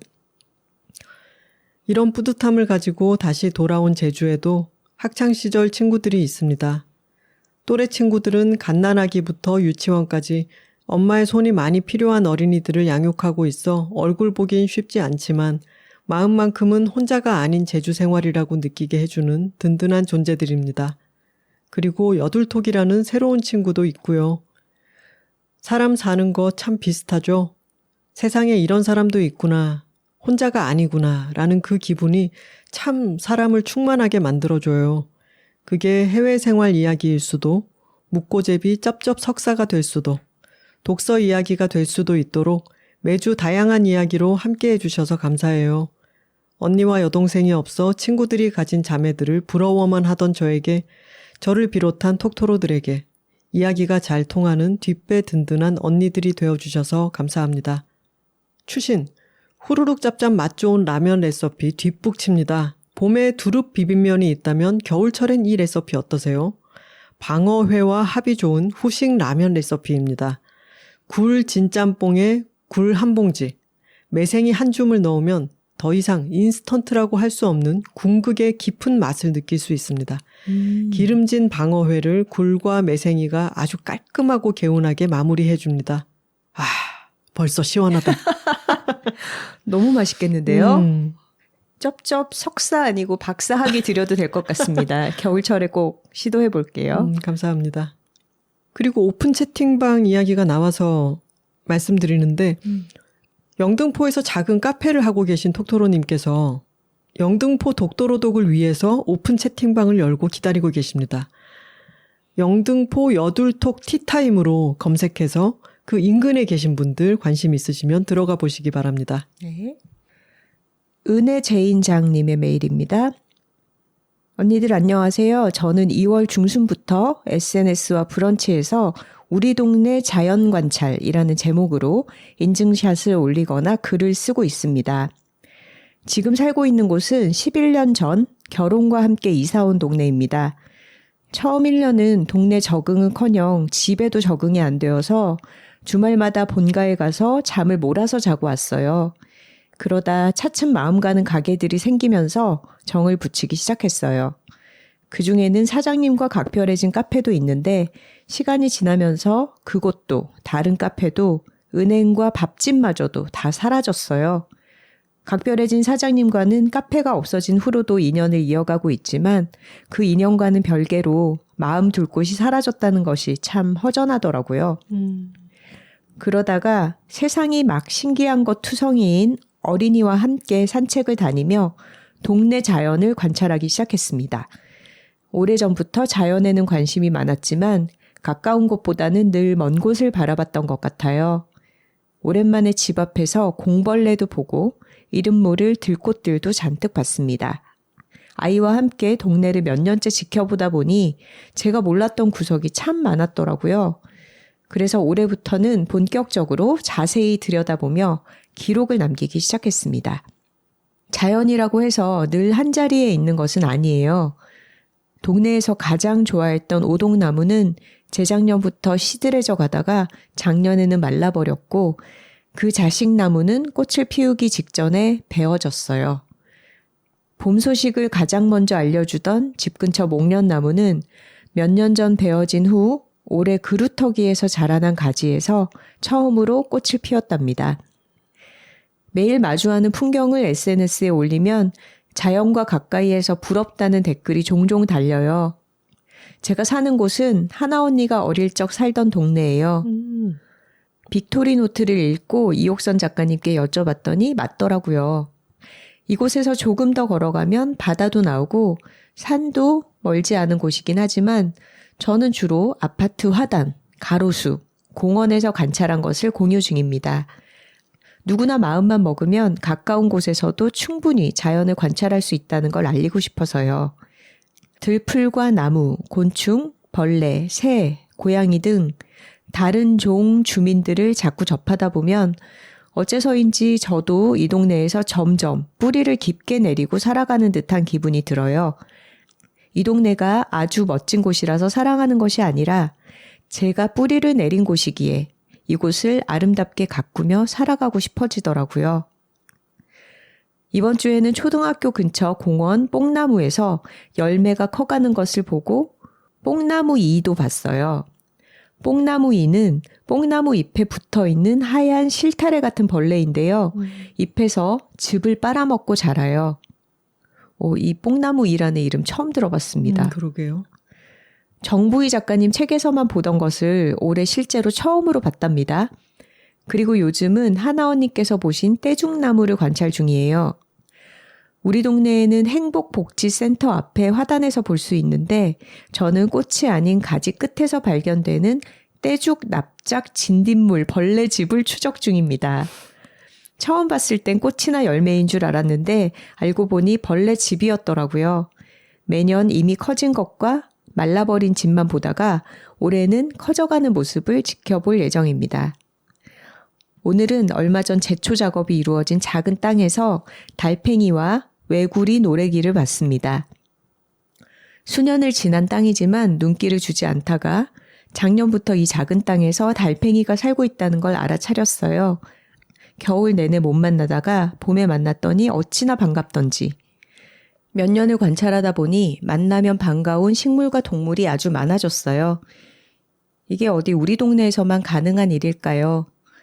자연이라고 늘 같은 모습이고 같은 자리에 있지는 않지만 그래도 쉬이 생기고 사라지는 인간의 가계에 비하면 참 의지가 되는 것 같아요. 동네가 마음에 들지 않는다고 이사를 불쑥 갈 수 없는 분들이라면 동네 자연 관찰을 꼭 추천드리고 싶습니다. 멀리 갈 필요도 없이 바로 집 앞에서 시작하는 것도 좋으니까요. 사진은 떼죽나무 끝에 달린 마른 벌레집과 벌레집으로 추정되는 작은 덩어리, 그리고 뽕나무 이와 오디 열매, 비를 맞고 초록빛이 선명해진 가로수 줄기 위의 지의류예요. 다음에 산책하다가 떼죽나무나 뽕나무를 보게 된다면 한번 찾아보시는 것도 재미있을 것 같아 보내드립니다. 해운대에서 애정을 담아 은혜 제인장 드림. 이 보내주신 사진을 보고 있는 것만으로도 참 기분이 좋습니다. 은혜 제인장님 굉장히 진지하신데요. 정부희 박사님의 연구실에 들어가셔야 되는 거 아닐까? 이다 작가님의 자연관찰 일기를 참고해 보시는 것도 좋겠죠. 독토로님들. 자연관찰에 재미를 붙이기 시작하면은 심심할 겨를이 없어지는 것 같아요. 모든 날이 다 다르게 재미있고 끝없는 변화가 있죠. 그리고 쉽게 가까이에서 관찰하고 탐구할 대상이 많아지는 거잖아요. 동네를 사랑하는 방법을 한 가지 나눠주셔서 감사합니다.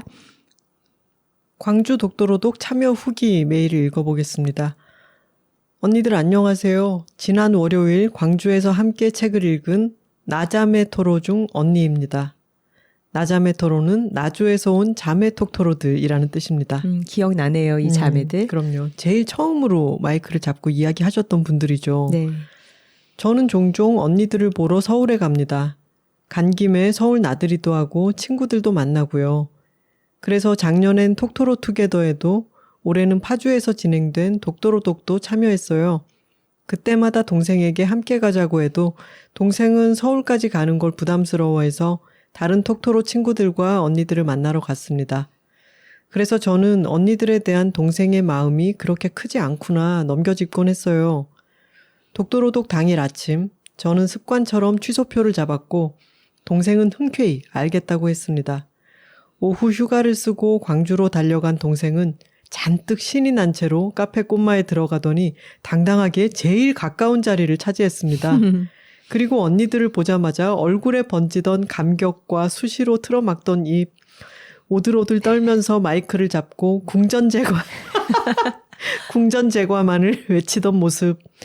특히 선우 언니께 직접 북마크를 받았을 땐 눈물도 글썽이더라고요. 언니들을 보러 가지 않는다고 해서 그 마음이 절대 작은 게 아니구나 잠깐 겸손해지던 순간이었습니다. 동생이 너무너무 좋았다고 해서 저도 좋더라고요. 최근에 동생과 싸웠었는데 다시 친한 자매가 되었습니다. 두 분 싸우신 줄 전혀 몰랐네요. 동생에게도 저에게도 그리고 제 주변 친구들에게도 언니들이 전해주시는 영향력은 엄청난데 이번 광주 독도로독에 갔을 때도 새삼 언니들에게 위로를 받는 분들이 많구나 느꼈습니다. 다양한 연령대의 분들이 언니들에게서 위로를 받는다고 말씀해 주시더라고요. 매번 동생을 데려가고 싶었던 이유는 같은 걸 좋아하는 사람들을 만나는 느낌, 처음 본 사람들과 동시에 책을 읽는 느낌을 경험해 봤으면 하는 마음이었는데 이번 독도로독에서 더불어 좋았던 건 그 공간에 온 60명의 이야기를 들을 수 있었던 점이었어요. 이렇게 좋아하는 것과 생각의 교집합이 클 것 같은 사람들의 이야기를 듣는 건 또 새로운 느낌이더라고요. 이런 기회를 만들어주셔서 감사합니다. 특히 5.18을 기억하는 새로운 방법이 아닐까라는 말에 저도 크게 공감했어요. 상처가 있는 광주가 아니라 역사를 품고 앞으로 나아가는, 그렇게 시간을 쌓아가는 광주였으면 좋겠거든요. 사실 제 목표는 내년 톡토로 투게더에 제 주변 톡토로들을 모두 끌고 가는 것입니다. 전국에 있는 제 주변 톡토로들의 만남을 열 거예요. 저희는 여둘톡과 함께 회사 생활을 시작한 같은 회사 동기들이거든요. 동기들에 대해서도 할 말이 많지만 이미 메일이 충분히 긴 것 같습니다. 동기들에게, 동생에게 언니들을 함께 좋아해줘서 고맙다고 전하며 말을 줄이겠습니다. 좋아하는 걸 좋다고 말하는 것만큼 함께 좋아하는 기쁨도 굉장히 크고 즐겁더라고요. 그런 모든 마음을 담아 언니들에게 다시 한번 감사 인사를 드립니다. 다음에 또 뵈어요.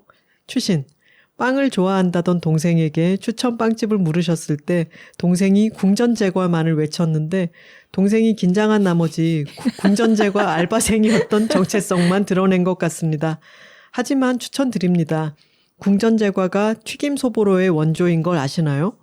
단팥빵, 나비파이, 공룡알, 그리고 공룡알은 이번에 콘테스트를 통해서 여러 버전이 나왔어요.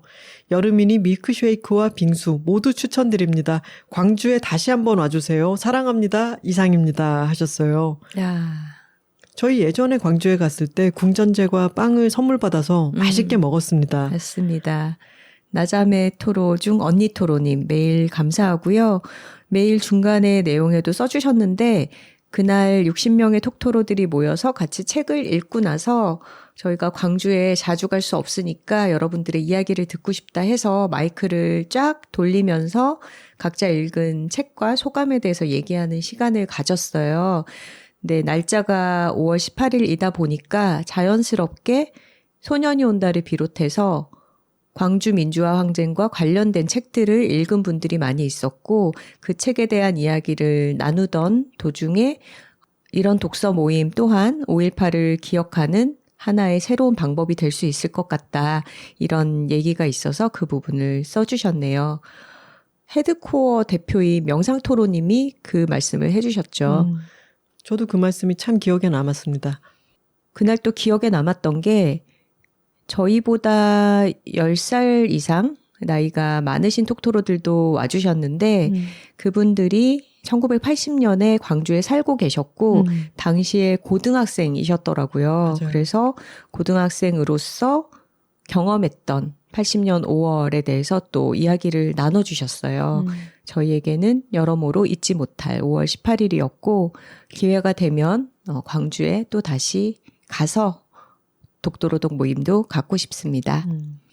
나자매 토로님의 언니 토로님께서 궁전제과 외에도 여러 빵집과 또 다른 분들이 밥집 등을 추천을 해주셔서 저희가 빼곡하게 또 메모를 해서 왔습니다. 다음에 광주에 가게 되면은 추천해 주신 집들 다 방문해 볼게요. 환영해 주셔서 정말 감사합니다. 그리고 저희가 가끔씩 호남 지역에 갈 때 달려와서 저희한테 인사를 해주시는 톡토로가 계신데요. 궁전제과와 비슷한 이름의 떡집을 하고 계십니다. 궁전예가라는 이름의 고창에서 이 떡집을 하고 계시는데 제가 몇 종류의 떡들을 먹어봤거든요. 진짜 맛있어요. 너무 맛있습니다. 지난번에도 이 떡을 전해주셔가지고 제가 탁구장에 돌린 적이 있는데 저 인기녀 됐어요. 그 고창 지역이 농산물이 풍부해서 그런지 진짜 뭐 호박떡이면 호박떡, 쑥떡이면 쑥떡이 그 원재료의 맛이 은은하게 살아있는데 정말 어떤 뻔한 단맛이 아니라 그 재료 본연의 단맛이 느껴지는 떡? 질감도 너무 부드럽고요. 이번에도 먹어보고 또 한 번 감탄을 하고 왔네요. 저희도 최근 인기 있는 떡집의 떡을 먹어볼 기회들이 꽤 있거든요. 근데 저는 정말 탑급이라고 생각합니다. 특히 그 중에서도 다 맛있지만 꼭 추천드리고 싶은 것은 호박떡입니다. 진짜 맛있었습니다. 어디서도 맛볼 수 없는 호박떡. 궁전예가 또 샤라웃 한번 했습니다. 또 다른 메일입니다. 안녕하세요 작가님들. 책으로 장담그는 책장토로입니다. 어제 광주 독도로독 행사 후기를 전하고 싶어 처음으로 메일을 써보아요. 사실 저는 독도로독 전까지는 함께 모여서 책을 읽는 것에 회의적이었습니다. 실제로 독도로독 같은 독서 모임에 대해서 들은 바가 있어서 그때까지만 해도 이렇게 생각했죠. 책을 읽은 뒤 만나서 소감을 나누는 모임도 아니고 굳이 왜 모여서 책을 읽지? 그것도 다 다른 책을? 그도 그럴 게 저는 가사가 있는 음악이 나오거나 조금이라도 시끄러운 소음이 있는 공간에서는 신경이 쓰여서 독서에 잘 집중하지 못하는 예민러거든요. 그래서 카페에서 책을 읽거나 공부하는 사람들을 보면 늘 신기해했고요. 그 어떤 것보다 혼자서 몰입해야 하는 행위인 독서를 모여서 한다는 것이 더더욱 이해되지 않았습니다. 그런데 올해 여둘톡에서 독도로독 캠페인을 한다지 뭐예요? 그때도 사실 냉담했습니다. 굳이? 싶었어요. 하지만 첫 독도로독 행사에 대한 후기를 방송으로 듣고 나서 바로 한 번쯤 참여해보고 싶다는 생각이 들 정도로 마음이 열렸어요. 괄호 열고 쉽게 열리는 마음. 내가 잘 안 해본 것, 이해하지 못했던 것도 한 번쯤 찍먹해보는 자세 또한 여둘톡에서 배운 것이니까요. 다행이네요. 찍먹 자세 참 중요합니다. 갈수록 이런 게 인생의 재미를 더해줘요. 파주 행사 소식을 접했을 때 정말 가고 싶었지만 광주에서 가는 교통편이 좋지 않아서 선뜻 움직여지지 않았어요. 그런데 광주에 오시다뇨. 저 역시 다른 호남권 톡토로 분들처럼 이쪽에 잘 오지 않으시네, 섭외가 잘 안 가나 하는 생각을 했었는데 다른 곳도 아닌 제가 사는 광주로 오신다니요. 너무 기뻤습니다. 근데 사실 저희가 호남권보다 더 덜 간 곳이 충청권, 강원권이에요. 맞아요. 강원도 쪽이 진짜 안 간 것 같아. 저희는 어느 지역에서 오는 섭외든 기다리고 있습니다. 서론이 너무 길었네요. 어쨌든 상기한 이유로 독도로독에서도 잘 집중이 안 되면 어떡하지 걱정했었는데요. 같은 세계관을 공유한 톡토로 분들과 함께 있다고 생각하니 마음이 편안했던 것인지 한 달째 읽고 있는 조르조 바사니의 성벽 안에서를 제법 집중해서 읽었습니다. 물론 쉽지 않아서 다시 앞장으로 넘겨가며 다시 읽고 또 읽었습니다. 메탈리카가 나오기 전까지는. 격한 음악이 나오면서 저의 얕은 집중력이 와장창 깨지며 옴기니의 말로 옮겨갈 수밖에 없었어요. 다행히 뒷부분은 음악 공격 속에서도 잘 읽히더군요. 사실 카페꽃마 광주 파랑새 안과점에서는 독도로독 진행하는 동안에 음악을 꺼주시겠다고 하셨어요. 근데 저희가 행사 시작 한 1시간 전에 방문해서 거기에 나오는 음악들의 흐름을 들어보니까 잔잔하게 그냥 활기를 북돋우고 이 정도의 음악은 흘러나와도 책 읽는데 방해가 되지 않겠다라는 그런 판단이 들어서 사장님께 괜찮다고 했습니다. 그랬더니 사장님 표정이 살짝 바뀌면서 중간중간 좀 시끄러운 노래가 섞여 있는데 괜찮을까요? 라고 재차 확인을 하시더라고요. 그래서 저희가 괜찮다고 장담을 했는데 그 시끄러운 음악이 바로 메탈리카였던 거죠. 1시간가량 독서 후 독도로 분들 한 분 한 분의 이야기를 듣는 것도 너무 재미있었습니다. 가까운 곳에 계시는 분들이니 또 같은 것을 좋아하는 분들이니 언젠가 또 자연스럽게 스치고 만나고 할 수 있겠구나 하는 생각이 들어요. 집으로 돌아와서 간단히 요기를 하고 자려는데 독도로독의 여운으로 책이 읽고 싶어지더라고요. 후기를 쓰고 나니 제가 제법 독서에 있어서 고지식했나 하는 생각도 듭니다. 무슨 책을 같이 읽어? 한번 시작했으면 끝까지 읽어야지. 이런 생각들이요. 이번 광주 독도로독을 계기로 좀 더 가벼운 마음으로 즐거운 독서를 해나가고 싶어요. 소중한 자리 마련해 주신 두 분께 진심으로 감사드려요. 그리고 특별히 5월 18일에 광주에 방문해 주신 것에도 감사드립니다. 책장 토로 드림. 책장 토로님 말씀처럼 굳이 각자 책 읽을 거면 이렇게 여럿이 모여야 되나라고 생각하실 수도 있죠. 근데 저희가 해보니까 혼자 집중할 수 있는 환경이 잘 마련이 안 되더라고요, 요즘은. 메탈리카가 나왔어도 참 좋은 독서 모임이었죠? 그랬기를 바랍니다. 네. 마지막으로 시아토로님 메일 읽고 마무리할게요. 이 시아토로님께서는 책을 읽고 나서 돌아가면서 얘기를 할 때 요즘 본인의 책 취향을 AI에 입력을 해놓고 이런 책들을 재밌게 읽어왔고 내 관심 분야가 이쪽이니까 이 데이터에 근거해서 나에게 책을 추천해줘 라는 식으로 추천 도서를 받아서 활용을 하고 계시다라고 말씀을 해주셨어요. 그날 시아토로님 말씀을 듣고 제가 현장에서도 얘기를 드렸었는데 저도 비슷하게 AI에게 책 추천해달라고 부탁을 해본 적이 있었거든요. 근데 은근슬쩍 가짜 책을 끼워 넣는 거예요. 존재하지 않는 작가의 존재하지 않는 작품을 너무 그럴싸하게 다른 추천이랑 섞어 놓으니까 오히려 좀 혼란스러워서 그때 이후로는 그렇게 책 추천을 해달라는 부탁을 하지 않거든요.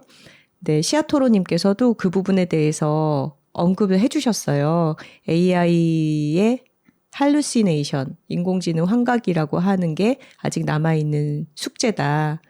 AI가 제공하는 데이터에 왜 가짜 정보가 섞이는지 그 이유에 대해서도 설명을 해주셨고요. 이어서 후기 부분을 읽어보겠습니다. 지난 팟캐스트를 들으며 5월 18일에 광주에서 독도로독 행사를 연다는 소식을 들었을 때 조금 놀랐습니다. 5월이면 카페꽃마 파랑새 안과점과 인접한 민주광장에서 자주 행사가 열리고 인파도 몰릴 수 있어서 행사가 시끄럽거나 교통이 복잡하지 않을까 걱정했죠. 하지만 올해는 대부분의 기념행사가 5월 18일 이전 주말에 마무리되었고 당일 오후에 민주광장과 충장로 일대는 굉장히 한산하더군요. 함께 이른 저녁 식사를 하고 독도로독에 참여하는 저를 남편은 근처 카페에서 기다린다고 했습니다. 그래서 카페 정보를 찾다가 저는 보고야 말았습니다. S사의 말도 안 되는 5.18 홍보 프로모션을요. 스타벅스죠? 네. 과거 저는 5.18이 이름에 들어간 조직에서 근무했습니다. 일을 시작할 때 사실 제 안에서 광주를 향한 불타는 애정이나 민주 열사들을 향한 부채의식, 남은 자의 책임감 같은 마음이 크진 않았어요. 하지만 일을 하며 마주한 5.18 민주화 운동의 실체는 알면 알수록 개인이 감당하기 어려울 정도의 거대한 상흔이었습니다. 한 국가의 군부 세력이 시민들에게 퍼부은 잔인한 폭력과 무고한 죽음, 파괴된 관계들, 일방적인 억압과 왜곡, 그로 인한 지역적 고립. 1980년대 광주의 참상이 외부에 알려지지 않고 왜곡된 채 시간이 지나왔다면 지금의 한국은 어떠한 모습일까요? 대한민국이 민주화를 이루고 많은 시간이 지났지만 이번 스타벅스의 사례처럼 이해할 수 없는 일들은 계속되고 있습니다. 그 시대를 겪어보지 않은 세대 혹은 5.18이나 근현대사가 어떤 과정이었는지 관심이 없는 사람들은 있을 수도 있다고 생각합니다. 하지만 그들에게 5.18이 그토록 큰 잘못이고 오류일까요? 범죄자 취급을 하거나 희화화할 일은 절대로 아니라고 생각합니다. 이 대목을 한참을 지웠다 쓰길 반복하지만 슬픔, 고통, 억울함, 무엇으로도 명명할 수 없는 복잡한 감정으로 마음이 아립니다. 모임을 마치고 나오는 제게 남편이 어땠냐고 묻더군요. 저는 말하는 작가님들이 실제로 눈앞에 있으니 신기했어요. 그리고 다들 책을 읽는 톡토로들이라 그런지 이상한 사람들이 없었어요. 라고 답했습니다. 내성적이고 인간 싫어 인간인 제가 이런 오프라인 모임을 간다는 건 상상도 할 수 없는 일인데 수도권 중심이 아닌 지방, 그것도 광주로 독도로독 모임을 여신다고 해서 큰 용기를 내어 신청했습니다. 오랜만에 느낀 연대의 감각이었습니다. 참석하셨던 다른 톡토로의 말처럼 새로운 추모의 방법으로 5월 18일에 광주에서 독도로독을 열어주신 두 작가님께 감사의 마음을 전합니다. 시아토로 드림. 좋은 걸 좋다고 말하기 여둘톡 188화는 부처님 오신 날 맞이 절 특집이었습니다. 톡토로 뒤에는 여둘톡이 있고 여둘톡 뒤에는 톡토로가 있습니다. 저희는 다음 주에 다른 주제로 다시 돌아오겠습니다. 화요일입니다. 고맙습니다.